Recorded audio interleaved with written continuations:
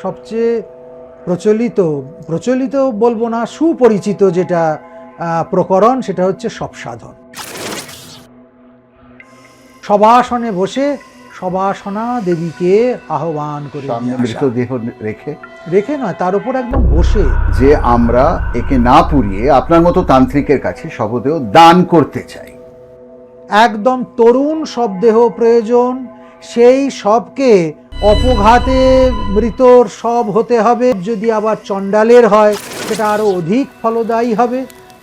শবের হাতগুলো বাঁধা থাকবে, পাগুলো বাঁধা থাকবে, 4টে খটিক করা থাকবে। কোনোটা কৃষ্ণবর্ণ সূত্র, কোনোটা রক্তবর্ণ সূত্র, কোনোটা শ্বেতবর্ণ সূত্র, কোনোটা ঘোর তামসাকৃতি সূত্র বা নারীর দ্বারা, ওই শবের নারী দিয়ে ওটা বদ্ধ করে রাখতে হবে।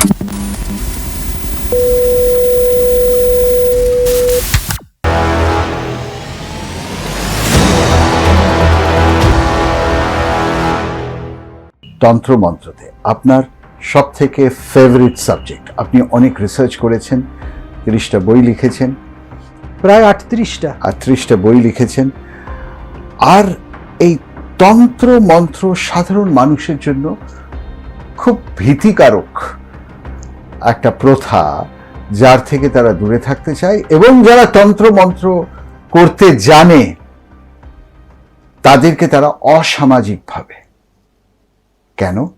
কারণ তন্ত্র মন্ত্র আমাদের দেশে আমরা মনে করি নেগেটিভলি ইউজ করা হয় একজনের বিপরীতে আরেকজনের।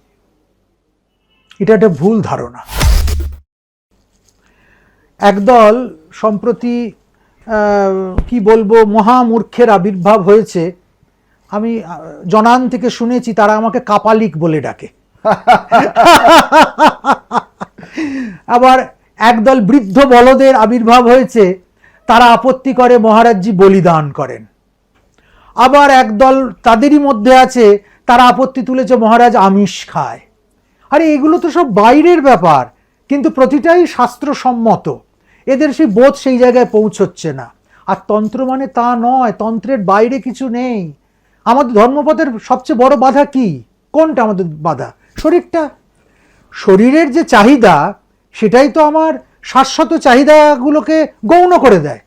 আমার এখন ভীষণ খিদে পেয়েছে, খুব গরম লাগছে, আমার এখন ভীষণ অন্যকে ভোগ করবার ইচ্ছা হচ্ছে, কি আমার একটা অমুক জিনিসটা পাবার বাসনা হচ্ছে। এগুলি তো ধর্মপথের অন্তরায়। সেটা তো সব মস্তিষ্কে। হ্যাঁ, মস্তিষ্ক শরীরের পার্ট। হ্যাঁ, সেটা শরীরকে করছে, সেটা মস্তিষ্ক। হ্যাঁ। আর আমি যখনই বোধকে, বুদ্ধিকে বিস্মৃত করছি, বুদ্ধি রূপেণ সংস্থিতা চণ্ডীতে আছে, সেই বুদ্ধিকে যখন আমি পরিশ্রুত করে নিচ্ছি, তখন তার এফেক্টটা আমার শরীরের মধ্যে আসছে। এটাই কি তন্ত্র মন্ত্র? এটাই তন্ত্র। মহারাজজি, কয়েকটা সাধারণ প্রশ্ন। তন্ত্র আর মন্ত্রের মধ্যে তফাৎ কি? তন্ত্র হচ্ছে জীবনাচরণ। তন ধাতুর উত্তর স্ট্রন প্রত্যয় করলে হয় তন্ত্র, যা তনুকে ত্রাণ করে, দেহকে ত্রাণ করে। আর মন্ত্র কি? মননাৎ ত্রায়তে যস্মাৎ স্বমন্ত্র ইত্যবিধীয়তে। যাকে মনন করলে, চিন্তা করলে আমরা ত্রাণ পেতে পারি, সেটা হচ্ছে মন্ত্র। মন্ত্র ছাড়া তন্ত্র হয় না। মন্ত্র এবং তন্ত্র অঙ্গাঙ্গিক ভাবে জড়িত। তন্ত্রের জীবনশৈলী মন্ত্রের শক্তিতে চলতে থাকে। তন্ত্র আর বশীকরণের মধ্যে ফারাক কি? তন্ত্রের একটা পার্ট বশীকরণ। তন্ত্রে 6টা কর্মের কথা আছে। এছাড়াও আরো বিরাট তন্ত্র দর্শন তো বিশাল। হ্যাঁ, তার মধ্যে একটা যে কর্মকাণ্ডের অংশ, সেটাকে বলা হয় ষটকর্ম।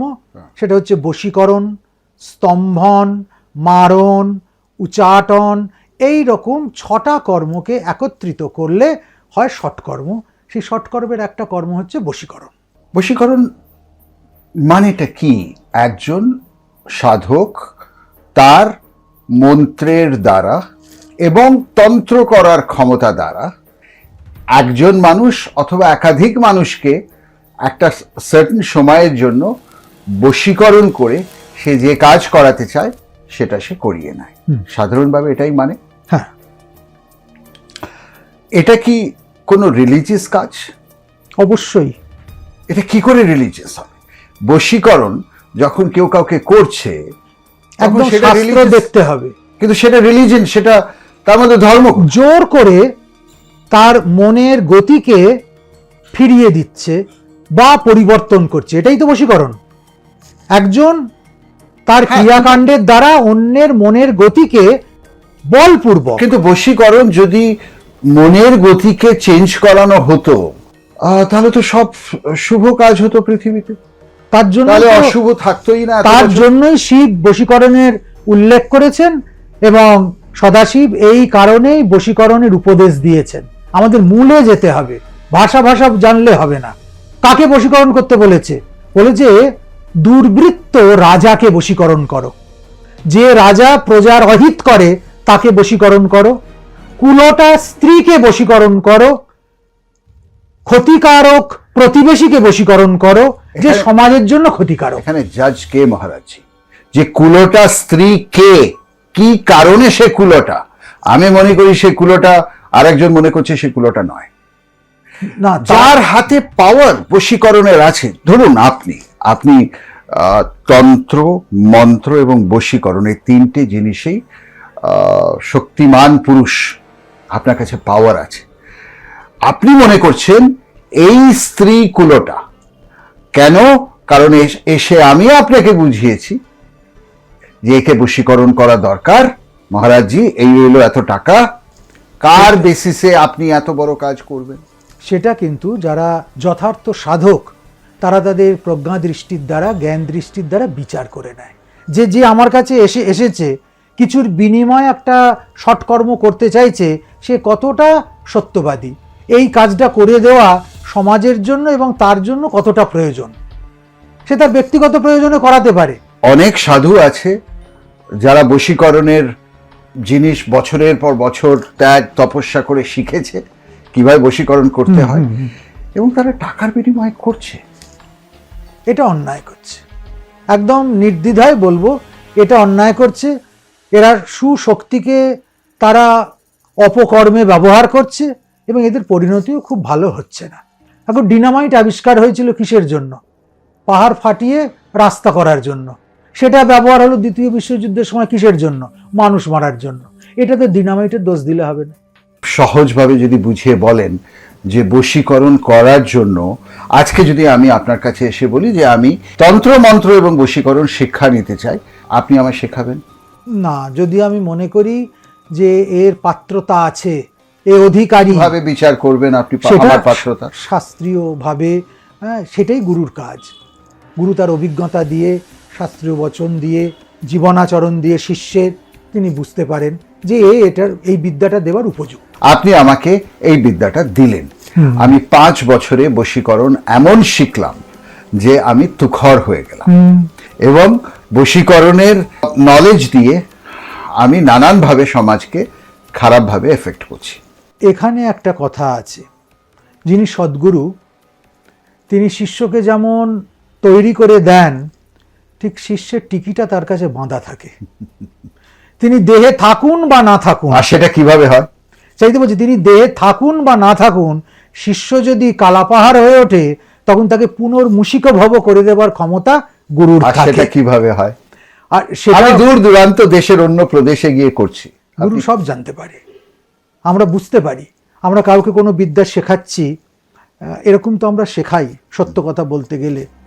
সে যখন তার অপপ্রয়োগ করে বা করবার যদি তার মনটা সেদিকে যায়, আমরা সেটা টের পাই। টের পেলে প্রথমে তাকে সতর্ক করি, স্নেহবশে বোঝাই, সময় দিই তার মন এবং মানসিকতা পরিবর্তনের, না হলে তার বিদ্যা নষ্ট করে দিই। সেটা কিভাবে করেন বিদ্যা নষ্ট? সেটারও একটা গুপ্ত পদ্ধতি আছে তন্ত্রের, যাতে শিষ্যকে দেওয়া বিদ্যা গুরু ইচ্ছা করলে সম্পূর্ণরূপে নষ্ট করে দিতে পারে, ভ্রষ্ট করে দিতে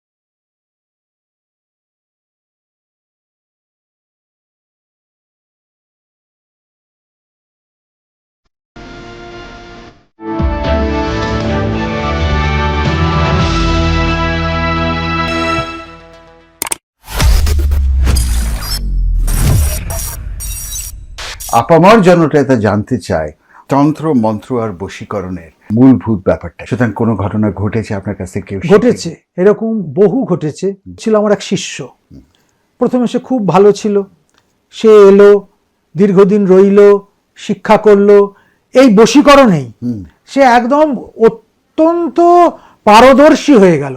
এমনও অনেক কাজ হয়েছে যেটা আমি শুধু তাকে বলে দিয়েছি যে এটা এটা এটা করে দে, সে একদম সুচারুভাবে সেটা করে দিয়েছে। পরবর্তীকালে তার কি হয়ে গেল, টাকা এবং নামের মোহ। টাকা এবং নামের মোহ হয়ে যাওয়াতে সে তখন এমন একদল লোকের সঙ্গে মেলামেশা শুরু করলো পদ প্রাপ্তির জন্য, এটা সেটার জন্য, যখন তার বুদ্ধিটা একদম ভ্রষ্ট হয়ে গেল। সেটা আমরা বুঝতে পেরে তার সিদ্ধিটা আমি নিজে হাতেই একদম অর্গলবদ্ধ করে দিয়েছি, একটু ভদ্র ভাষায় বললাম। এখন শুনি সে কাজ করলে তার একটা কাজেও ফল হয় না। মহারাজজি, আপনি কি হিপনোটিজম জানেন? অবশ্যই। বশীকরণ আর হিপনোটিজমের মধ্যে ফারাক কি? হিপনোটিজম মানে ক্ষণিকের জন্য তাকে ইন্দ্রজালের মধ্যে নিয়ে আসা। বশীকরণটা আর একটু বেশিক্ষণ স্থায়ী, আরো বেশি দিন, বেশি মাস স্থায়ী। আর সেটার জন্য কোনো মন্ত্র দরকার? অবশ্যই মন্ত্র। তার থেকেও বড় হচ্ছে ত্রাটক বিদ্যা, এবং চোখের এমন কিছু পাওয়ার তাকে গেইন করতে হয় সাধককে, যে সেই চোখে শুধু তাকাবে, সেই দৃষ্টিতেই প্রতিপক্ষ কাত হয়ে যাবে। আর আপনি সেটা সেই ক্ষমতা আপনি অর্জন করেছেন। কি করতে হয়েছে আপনাকে সেটা অর্জন? ইন্দ্রিয় সংযম, দীর্ঘ ব্রহ্মচর্য এবং একটি পবিত্র জীবন, এই তিনটে যদি থাকে। মানে কি? নিয়ন্ত্রিত যৌন জীবনকেই আমরা পবিত্র জীবন বলি। কিন্তু যৌনতা তো আমাদের শরীরের একটা অঙ্গ, ইটস জাস্ট এ হরমোন। ধর্ম, অর্থ, কাম, মোক্ষ, চতুর্বর্গের একটা বর্গ কাম। যৌনতা যদি না থাকে তাহলে মানুষ তো মানুষ হবে না, থাকবে, কিন্তু সেটা যেন নিয়ন্ত্রণের বাইরে না যায়। যখনই নিয়ন্ত্রণের বাইরে যাবে সেটা সমাজের জন্য ক্ষতিকারক। ফিরে আসি, আপনি যেটা বলছিলেন যে আপনি কিভাবে হিপনোটিজম অথবা বশীকরণকে এত ভালোভাবে আয়ত্ত করতে পেরেছিলেন, কি করতে হয়েছে এবং কত সময় লেগেছিল? প্রায় 15-16 বছর পর এই বিষয়টাতে যে কার্যকরী হতে শুরু করেছে সেটা আমি টের পাই। আপনার স্ত্রীর তাতে আপত্তি ছিল?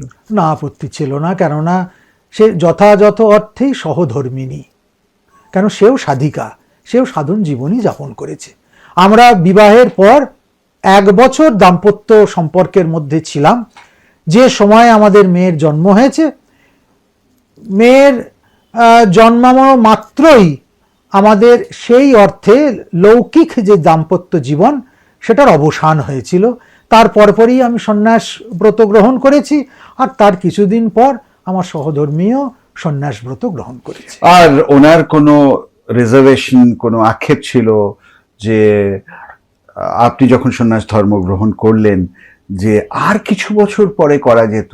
যদি আক্ষেপ থাকতো, একজন শিক্ষিত, সুন্দরী, উচ্চবংশীয়া নারী যে কোনো সময় আমাকে আইনের প্যাঁচে ফেলে দিতে পারত।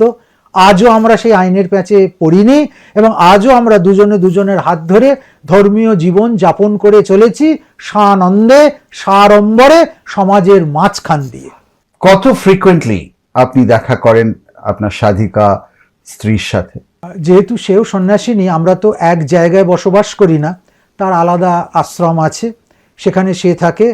আমি আমার ব্রহ্মময়ী কালী মন্দির বা কালীবাড়ি যাই বলা হোক না কেন, কালীবাড়ি বলি এর বেশি পরিচিতি, আমি এখানে থাকি।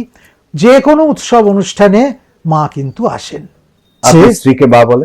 মা বলে হয়তো ডাকি না, কিন্তু সবাই মা বলেই তাকে সম্বোধন করে। আমি মাতাজি বলেই ডাকি। তো এই যে একই শহরে থেকে দুটো আলাদা আশ্রমে, আপনার কথা থেকে আমার মনে হয়েছে যে আপনি স্ত্রীকে ভালোবাসেন। নিশ্চয়ই বাসি, কিন্তু মন কাঁদে না যে এই ছোট্ট জীবন আমরা দুজনে কেন আলাদা আছি? না না না, আমরা তো একটা মহৎ উদ্দেশ্যের জন্য, দুজনের আমাদের লক্ষ্য তো একই, আমরা তাকে পেতে চাই। আপনি কিছুক্ষণ আগেই আমাকে প্রবচন দিলেন যে সংসার ছেড়ে সাধু হওয়ার দরকার নেই। আপনি কেন হলেন তাহলে? সংসার তো আমরা পুরোপুরি ছাড়িনি, সংসার আপনি স্ত্রীর থেকে ছেড়েছি আলাদা? কোথাও। আমাদের দুজনের তো দুটো সংসার রয়েছে, আমাদের ভক্ত শিষ্যদের নিয়ে সংসার। আমরা আরো বৃহত্তর সংসারে, মা ব্রহ্মময়ীর সংসারে আমরা রয়েছি। আমরা কেউ কারোর থেকে দূরে সরে যাইনি, দূরে নেইও বটে। আমরা মনে করি আমরা মা ব্রহ্মময়ীর সেবায়েত, আমরা সেই সেবাভাবে রয়েছি।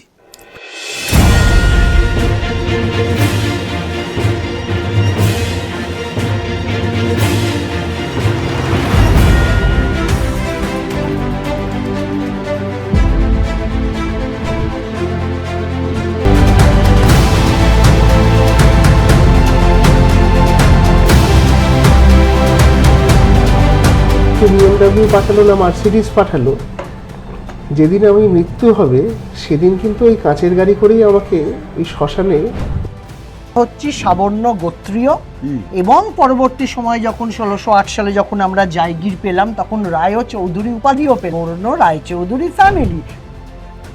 আমি এর আগেও মানে রাজনীতিতে রাজন্যা হওয়ার আগে অভিনয় করেছি, তার সমান্তরাল রাজনীতি।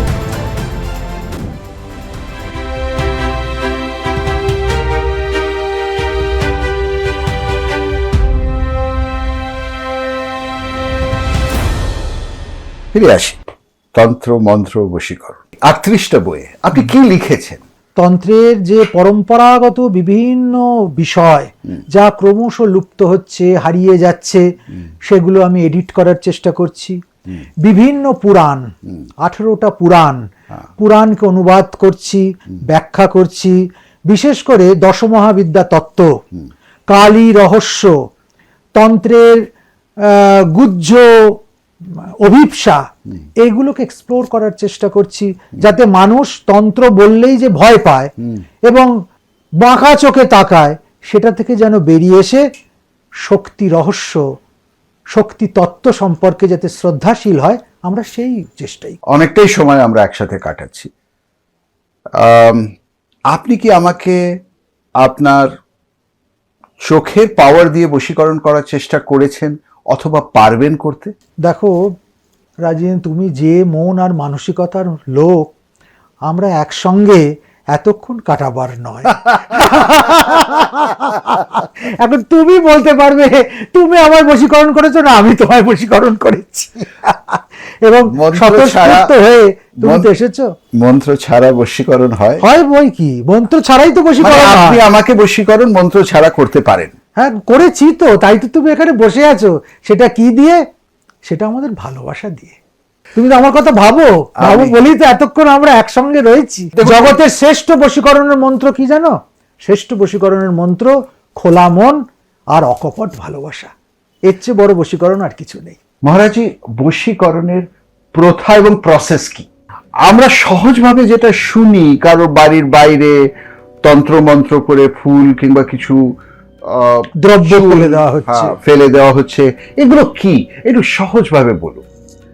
বশীকরণ মানে কি, আমার শক্তিটা অন্য কারোর ওপর আধান করে দেওয়া, আমার সাধনলব্ধ শক্তিটা সেই তার ওপর চালান করে দিয়ে তার মত, তার বিশ্বাস, তার মানসিকতা সেটাকে সম্পূর্ণ ঘুরিয়ে দেওয়া।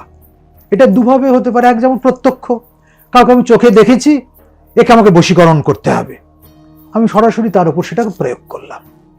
সেই মন্ত্র তার উদ্দেশ্যে সংকল্প করে পূজা পাঠ এবং বিভিন্ন চালানের মধ্য দিয়ে তার দিকে আমি দিয়ে দিলাম, হতে পারে।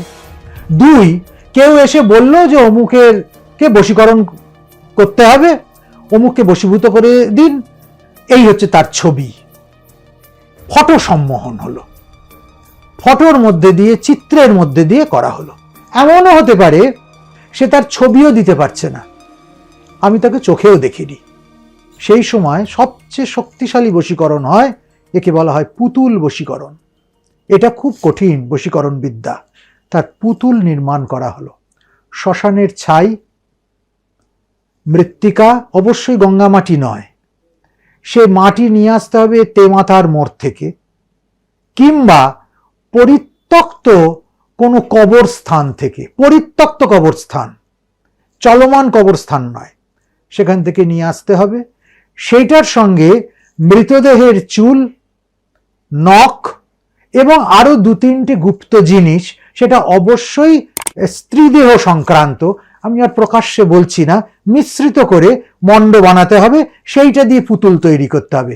স্ত্রী পুতুল বা পুরুষ পুতুল, যাকে বশীকরণ করতে পেরেছি তার মোটামুটি একটা অবয়ব সেখানে দিতে হবে, মোটামুটি, একদম হুবহু নয়।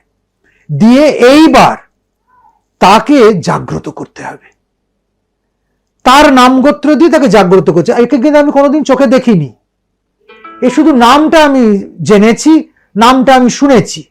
তাকে সেইভাবে জাগ্রত করতে হবে। জাগ্রত করার পর এইবার সজারুর কাঁটা দিয়ে কিংবা বাদরের খুলি, পেঁচার নখ, এই রকম কিছু কিছু দ্রব্য আছে, এইগুলো দিয়ে তাকে বিদ্ধ করতে হবে। এক একটা স্থানে এক একটা দ্রব্য, এক একটি মন্ত্র, এক একটি দেবতা, এক একটি যক্ষিণীর প্রয়োগ, আর তার চারদিকে কিলক রোপণ করতে হবে। এই কিলকগুলো হবে শকুনের পালকের কিংবা চিল বা কাকের পালকের, সেটা দিয়ে কিলক, কিলক মানে ঘেরা দেওয়া হবে। কৃষ্ণ বর্ণের সুতো, সেটা দিয়ে তাকে ঠিক যেমন তীরকাঠি পথে ওই রকম ভাবে তাকে ঘিরে ফেলতে হবে। তার মাঝখানে ওই পুতুলটাকে বসিয়ে তাকে জাগ্রত করে তার উপর আধান হবে। এটা খুব কঠিন প্রসেস, অভিজ্ঞ বশীকরণের সাধক ছাড়া এ পথ এবং এইভাবে ক্রিয়া কেউ করতে পারবে না। আপনি এটা নিজে করে এর সফলতা বিচার করেছেন? বহু বহু করেছি মায়ের ইচ্ছায়। অসাধারণ। এবং এই পুতুল ক্রিয়া প্রয়োগে পরমাত্মানন্দজির ডাক সাইডে বদনাম আছে, এর জন্য আমি কুখ্যাত। কুখ্যাত কেন? যাদের কাজ হয়েছে তারা তো খুব আনন্দিত হয়েছে, আর যারা এই বশীকরণের ফল ভোগ করছে তারা বুঝতে পেরেছে যে তারা কি কাণ্ড করেছিল আর তার জন্য কি শাস্তি তাদের ভোগ করতে হচ্ছে। আর অনেকেই ভয় পায় এইসব ব্যাপার, কিন্তু আমি পারতপক্ষে অন্যায় বা যেসব ক্ষেত্রে করা উচিত নয় কেবল পয়সার জন্য সেটা করি না, আর একদম রিফিউজ করে দিই। যদি করতাম তাহলে বোধহয় প্রতিদিন আমি কয়েক লক্ষ টাকা করে রোজগার করতে পারতাম, একদম প্রকাশ্যে বুঝি প্রতিদিন পারতাম।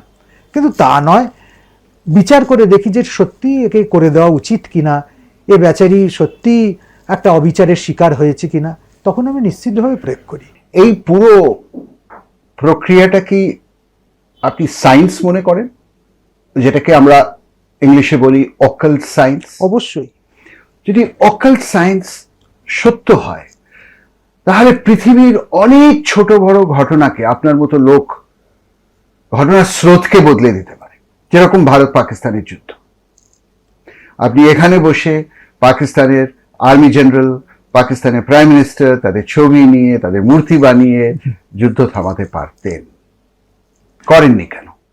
আসল কথা, এই যে প্রয়োগগুলো, এগুলো সব সময় একক প্রয়োগ নয়। আগে এরকম ঘটনা হয়েছে, আমরা ইতিহাসে শাস্ত্রে তার নিদর্শন নজির পেয়েছি। সঙ্গবদ্ধ হয়ে শক্তি প্রয়োগ করতে হয়। আমাদের মধ্যে যে সঙ্গ শক্তিটাই নেই, আজও যদি আমি সেই রকম সাকরেত পাই সঙ্গে, তাহলে অনেক বড় বড় ডিসিশন চেঞ্জ হয়ে যেতে পারে। আর রাজনৈতিক ডিসিশন নিশ্চিতভাবে, সেটা রাজনৈতিক হোক, সামাজিক হোক, ধনতান্ত্রিক হোক, পরিবর্তন হতে পারে। কারণ শক্তি মিথ্যা নয়, শক্তি প্রবাহ মিথ্যা নয়। আপনার মধ্যে সেই ক্ষমতা আছে ইলেকশনের গতি পরিবর্তন করার?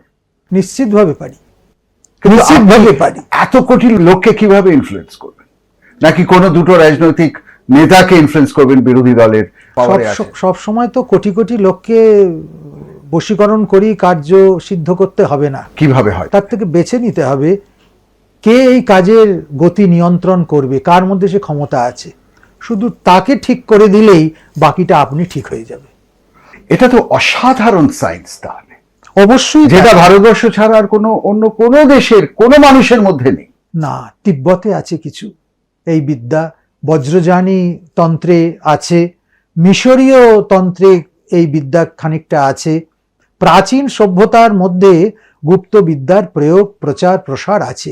কেবলমাত্র ঘরে ঘরে বা কেবলমাত্র ব্যক্তিগত ক্ষেত্রেই তন্ত্র সত্য, আর সাময়িক ক্ষেত্রে সেটা সত্য নয়, এটা ভাবার কোনো কারণ নেই। এই বিদ্যাকে বাঁচিয়ে রাখার জন্য আপনি কি করছেন? এর গ্রন্থগুলোকে প্রণয়ন করার চেষ্টা করছি, শুধু গ্রন্থ নয়, আপনার এবং তো- বেশ কিছু মানুষ তৈরি করার চেষ্টা করছি যারা এটাকে বয়ে নিয়ে যাবে। গ্রন্থ কে পড়বে? মানুষই তো পড়বে, নতুন জেনারেশন পড়বে। তো শুধু মদ মাংস মেয়ে মানুষ তন্ত্র নয়, যারা সেটা ভাবে তারা ভুল ভাবে। তন্ত্র একটা আদর্শ জীবন। 15-20 বছরে আপনি কি কোনো সাধককে এখন অবধি তৈরি করতে পেরেছেন যে আপনার প্রতিরূপ হবে এই এই এই সাধনায়, তন্ত্র মন্ত্র এবং বশীকরণে? 2-4 জন তো নিশ্চিত আছে যাকে একেবারে অন্তর দিয়ে তৈরি করছি। তারা যদি আরো বাকিটা সময় নিজের জীবনের কাজে লাগাতে পারে।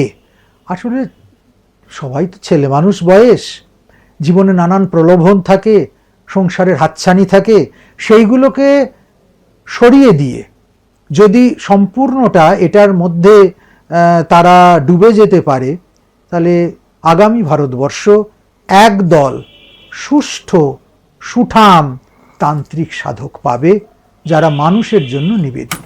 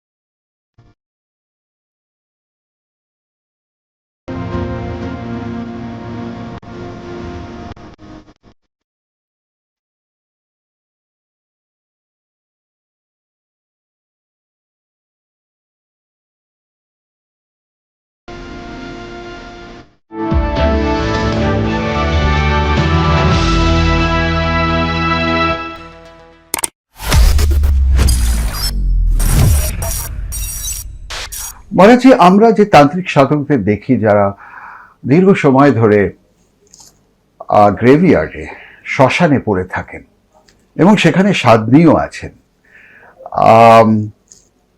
এবং সেখানে উদ্দাম যৌনতা আছে,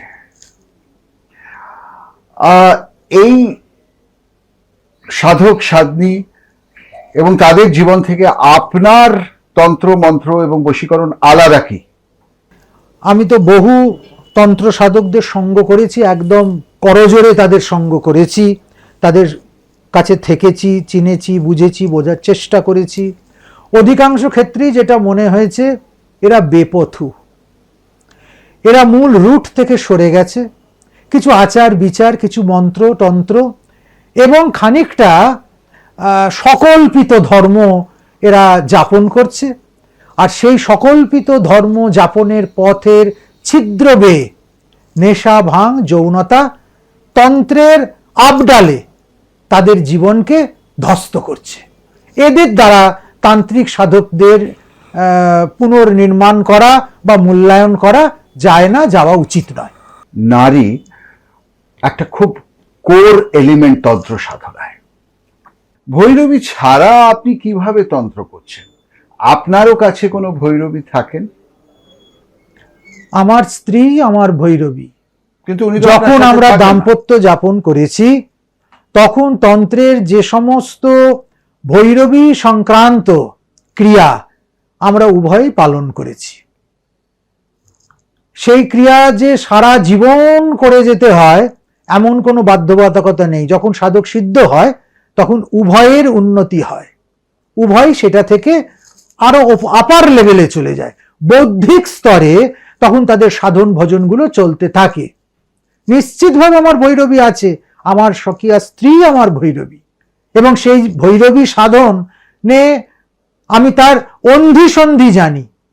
এবং আমার বহু শিষ্য আছে যারা স্বকীয়া স্ত্রীতে ভৈরবী সাধন করছে, আমার অধ্যক্ষতায় তারা করে। এখানে কোনো সামাজিক বিভ্রান্তি নেই। নিজের স্ত্রী তার সাধনার সঙ্গী হতেই পারে সেটা। কিন্তু আমার মনে হয় তন্ত্র এবং বশীকরণ অনেক বেশি এফেক্টিভ যদি আপনি একজন অচেনা স্ত্রীকে নিয়ে সেটা করেন, মানছেন? হ্যাঁ, যদি তাই হয় তাহলে কিভাবে সেই অচেনা স্ত্রীকে, সেটা কি একটা কম সময়ের জন্য, 6 মাসের জন্য, 1 বছরের জন্য অচেনা স্ত্রীর সাথে সম্পর্ক গড়তে হবে? কি করতে হবে? এটা হচ্ছে পরকীয়া ভৈরবী গ্রহণের সিদ্ধান্ত বা শাস্ত্রাচার। এটা অত্যন্ত জটিল এবং বিপজ্জনক একটা বিষয়। যতটুকু বলা যায় ততটুকুর মধ্যে আমি এটাই বলবো যে স্বকীয়া স্ত্রীকে নিয়ে সাধন করাই নিরাপদ, নিশ্চিন্ত এবং সামাজিক নিয়ম কানুনের জন্য সুস্থ। এখন পরকীয়া স্ত্রী যদি একান্তভাবেই গ্রহণ করতে হয় তাহলে তাকেও কিন্তু সমমনস্ক হতে হবে, তাকে উচ্চাধার হতে হবে। মনে রাখতে হবে এটা যেন কেবলমাত্র যৌন আনন্দ লাভের একটা পথ না হয়ে যায়। আমার ধর্মের মুখোশে যেন কোথাও সেই যৌনতা এসে অবাধ এবং অবৈধ কাম এসে যেন আমার সাধন জীবনকে নষ্ট না করে দেয়। দেহতত্ত্ব এবং সম্ভোগের যে আনন্দ যারা তন্ত্র মন্ত্র করে যৌন সম্ভোগ করছে সেটা অনেক বেশি, কারণ সেই যৌনতাতে একটা অদ্ভুত ইনফ্লুয়েন্স আছে তন্ত্র মন্ত্রের, যেটা সাধারণ দিব্য আনন্দের। হ্যাঁ, এটা তো মানেন। সুতরাং কেন আমরা বারবার যৌনতাকে বাদ দিয়ে তন্ত্রমন্ত্রের কথা বলি? না না, যৌনতাকে বাদ দেওয়ার কথা তো কোথাও আসছে না। নিয়ন্ত্রিত যৌনতার কথা আসছে, নিয়ন্ত্রণের মধ্যে থাকার কথা আসছে। বাদ দিয়ে দেওয়া একরকম আর নিয়ন্ত্রণে রাখা আর একরকম। শাস্ত্র আমাদের নিয়ন্ত্রণে রাখতে বলেছে, বাদ দিতে বলে।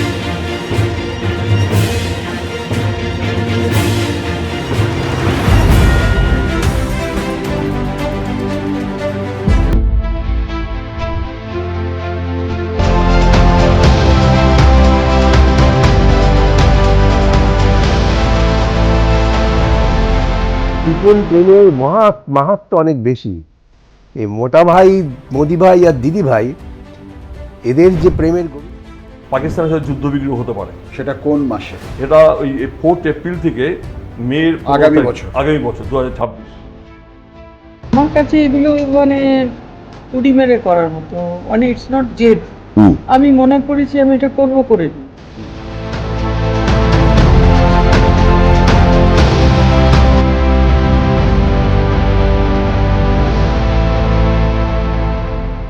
দেবেন সব ওটা এসআইপিতে দিয়ে দেবেন। আপনি যদি টাকা করতে চান এসআইপিতে দিয়ে দেবেন, ফিক্সড ডিপোজিটে দেবেন।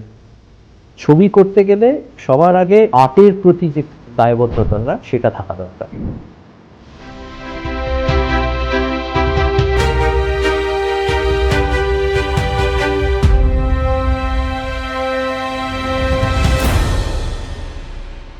মৃতদেহ তন্ত্র মন্ত্রের একটা খুব গুড় কোর প্রাথমিক উপাদান।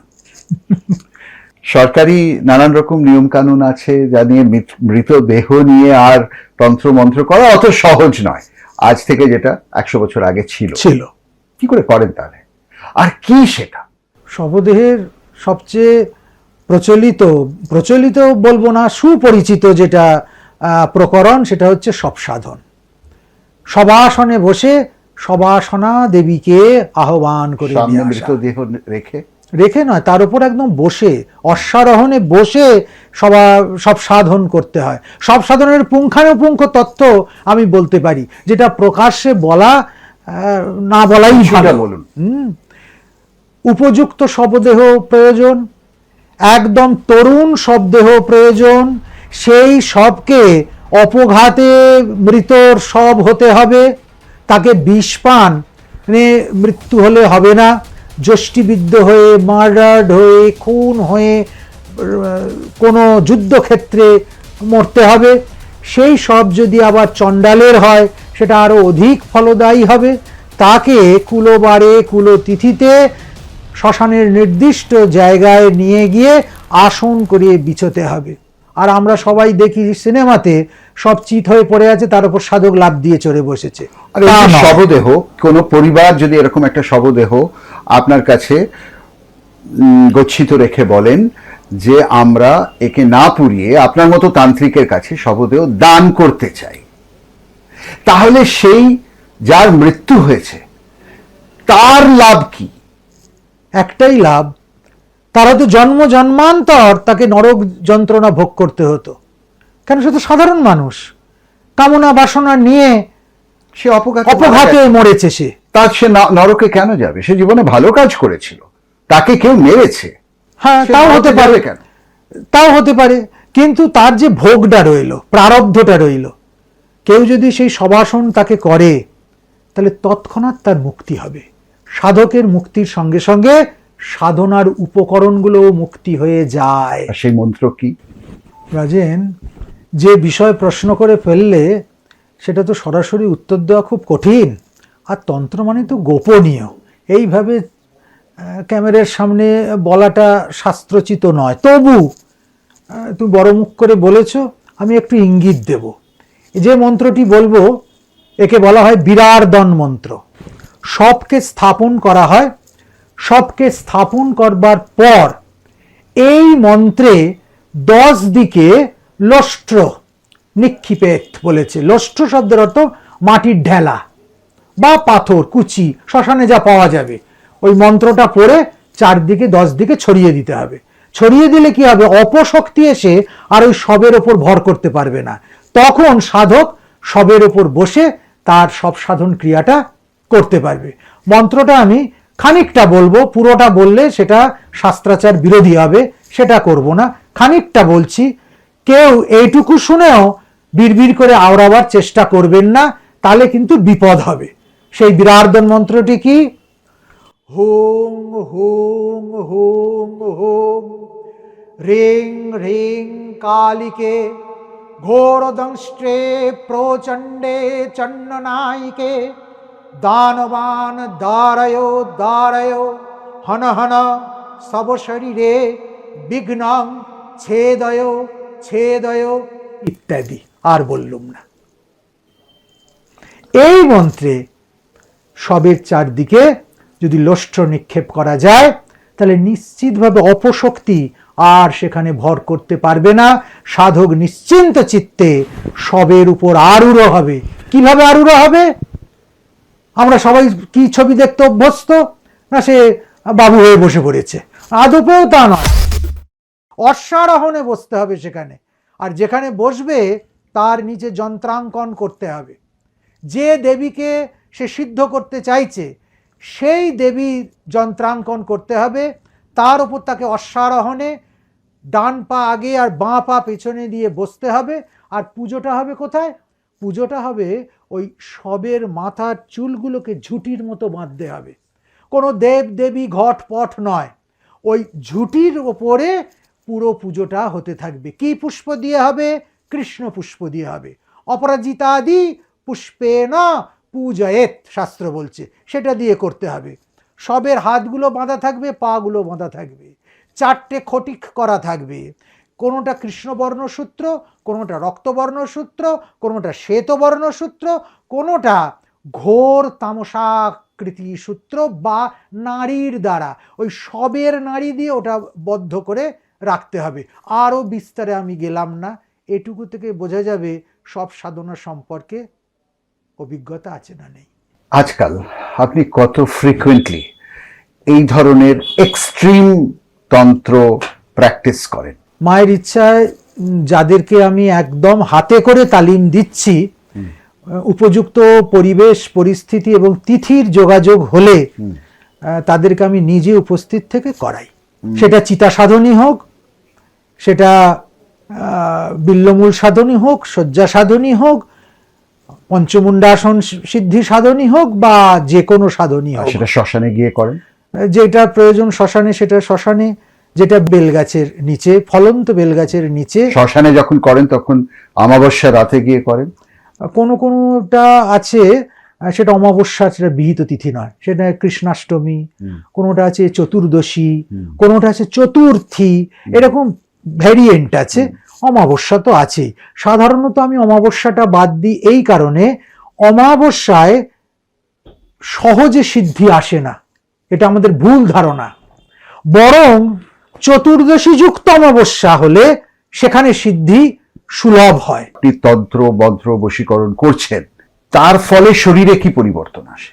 সত্যি কথা যদি বলি, যখন এই প্রক্রিয়াগুলো চলে তখন 2 ঘন্টা চলছে না 3 ঘন্টা চলছে, শারীরিক সেই বোধটা কাজ করে না।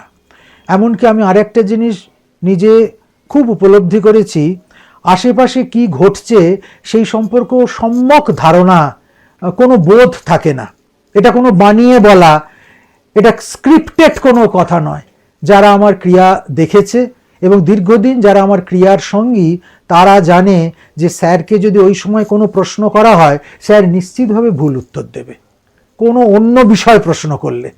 কেবল ওই বিষয়টার মধ্যে কিভাবে যে সন্নিবিষ্ট হয়ে যায় সেটা আমি বোধহয় ব্যাখ্যা করতে পারি না। আপনি পুনর্জন্মে বিশ্বাস করেন? নিশ্চয়ই। রিবার্থ?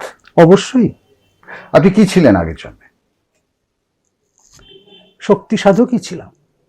কি ধরনের? আমি একবার সনাতন ধর্মী শক্তি সাধক ছিলাম। কোন দেশে জন্ম? কোন প্রদেশে? হ্যাঁ, সেই দিকেই যাচ্ছি। আমি কিন্তু বাঙালি শরীরের ছিলাম না। কোন প্রদেশে ছিলেন? উড়িষ্যার আমি ছিলাম এবং সেখানকার তন্ত্রের চর্চা ইত্যাদি আমি করেছি। আর এখন ওই জন্য আগের জন্ম আর এই জন্মের মধ্যে কত বছরের ডিফারেন্স ছিল? প্রায় 200 বছর পর আবার আসা। আপনার নাম মনে আছে? আছে, কিন্তু সেটা প্রকাশ্য বলাটা অনুচিত, তাই জন্য সেটা উত্তর দিলুম না। আপনি তন্ত্র জানেন, আপনি অ্যাস্ট্রোলজি এত ভালো জানেন, আপনি স্টোন সায়েন্স জানেন, তার সাথে বেদ জানেন, আপনি ধর্মগুরু। মহামানব হওয়ার আর কি গুণ বাকি রইল আপনার মধ্যে? না, আমি তো মহামানব হতে চাই না। আমি মায়ের সন্তান হতে চাই, তার চরণে থাকতে চাই, আর মায়ের ছেলে যারা তাদেরকে মায়ের সেবার জন্য উপযুক্ত করে গড়ে দিতে চাই। যে আমি বিরাট মহামানব হওয়ার আমার কোনো ইচ্ছা নেই, তাহলে আমি অন্যরকম ভাবে জীবনটা ভাবতাম। সাধু না হয়েও মহামানব হতে পারা যায়, সেই দিকে আমি যেতে পারতাম, গেলেও আমি অসফল হতাম না।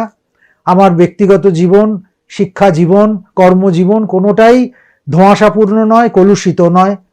কিন্তু আমি সাধক জীবন বেছে নিয়েছি মায়ের সন্তানদের সেবা করব বলে।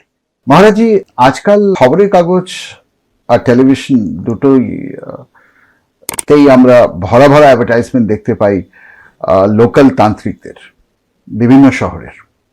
তারা শেখাচ্ছেও আর নিজেরাও তন্ত্র প্র্যাকটিস করছে। আজকে একটা সাধারণ মানুষ যদি কারোর কাছে তন্ত্র শিখতে চায়, তারা গুরু হিসেবে কাউকে বেছে নিতে চায়, সে বেছে নেওয়ার প্রক্রিয়াটা কি হবে?